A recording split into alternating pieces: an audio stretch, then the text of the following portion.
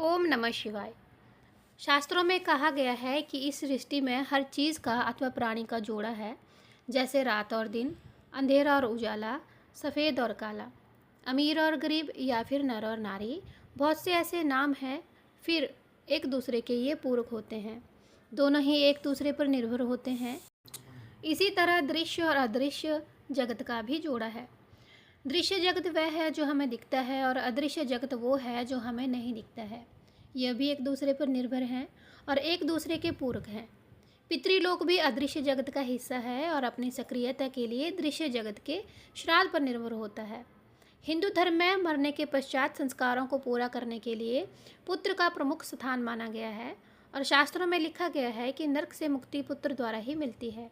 इसीलिए पुत्र को ही श्राद्ध पिंडदान का अधिकारी माना गया है और नरक से रक्षा करने वाले पुत्र की कामना हर मनुष्य करता है।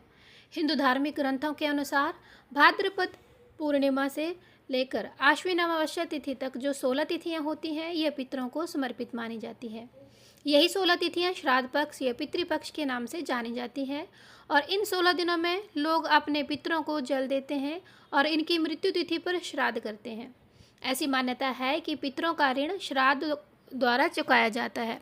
वो हर वर्ष किसी न किसी मास तिथि में स्वर्गवासी हुई पितरों के लिए पितृपक्ष उस तिथि को श्राद्ध किया जाता है।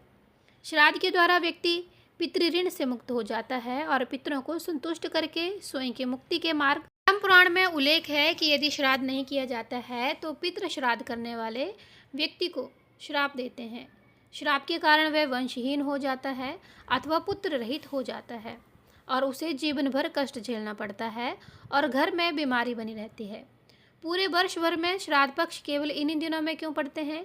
तो इसके लिए ज्योतिष शास्त्र के अनुसार जब सूर्य नारायण कन्या राशि में विचरण करते हैं तब पितृलोक पृथ्वी लोक के सबसे नज़दीक आ जाता है। इस दौरान पितरों की तिथि के अनुसार उनका तर्पण किया जाता है, उनका मनपसंद भोजन बनाया जाता है और इन दिनों लोग पितरों के नाम पर कौओं को भोजन कराते हैं, क्योंकि हिंदू धर्म में कौओं को पितरों का दर्जा दिया गया है। चलिए आपको बताते हैं कि साल 2024 में श्राद्ध पक्ष यानी पितृपक्ष कब से लेकर प्रारंभ हो रहा है और कौन से दिन कौन सा श्राद्ध है।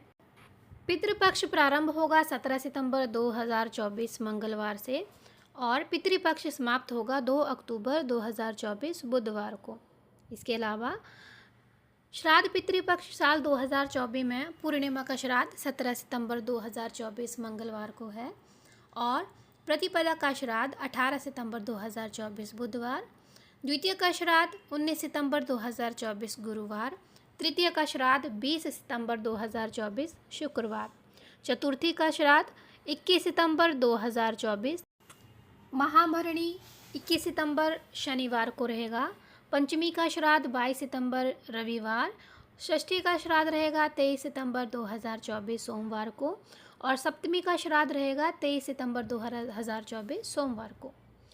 अष्टमी का श्राद्ध रहेगा 24 सितंबर 2024 मंगलवार को। नवमी का श्राद्ध 25 सितंबर 2024 बुधवार को पड़ेगा। दशमी का श्राद्ध 26 सितंबर 2024 गुरुवार और एकादशी का श्राद्ध 27 सितंबर 2024 शुक्रवार को है। 28 सितंबर शनिवार श्राद्ध तिथि नहीं होगी, यानी इस दिन श्राद्ध नहीं किया जाएगा।